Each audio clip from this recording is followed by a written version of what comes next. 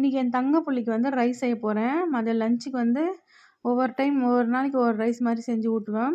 இன்றைக்கி வந்து கிச்சடி மாதிரி செய்யலான்ட்டு செய்ய போகிறேன். வாங்க எப்படி செய்யறது பார்க்கலாம். இப்போ வந்து குக்கர் ஸ்டவ்வில் வச்சு சூடானோடனே கொஞ்சமாக எண்ணெய் ஊற்றிக்கலாம். எண்ணெய் கம்மியாக ஊற்றிக்கணும். இப்போ வெங்காயம் போட்டு வதக்கிடுவோம்.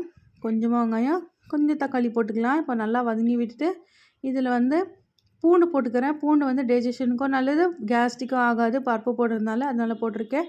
பச்சை மிளகா ஒரு பாதி பச்சை மிளகா 2ஆக கட் பண்ணி போட்டிருக்கேன். இதில் வந்து கேரட் துருவி போட்டுக்கிறேன்.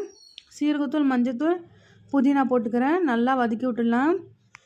வதக்கிறதுக்கு வந்து எண்ணெய் ஊற்றி தான் வதக்கணும்ல, கொஞ்சம் தண்ணி ஊற்றி நல்லா வதக்கி விட்டுலாம். இப்போ வந்து அரிசி போட்டுடலாம். அரிசி பருப்பெல்லாம் தேவையான ஒரு உப்பு போட்டுட்டு தேவையான தண்ணி ஊற்றி ஒரு 5 விசில் வச்சு எடுத்துக்குவோம். பாருங்கள் நல்லா குழஞ்சி வெந்து வந்துச்சு. இப்போ ஊட்டலாம். டேஸ்ட்டு சூப்பராக இருக்கும். நம்மளும் சாப்பிட்லாம், பசங்களுக்கும் ஊட்டலாம். அவ்வளோ டேஸ்ட்டாக இருக்கும். ட்ரை பண்ணி பாருங்கள். வீடியோ பிடிச்சா லைக் பண்ணுங்கள்.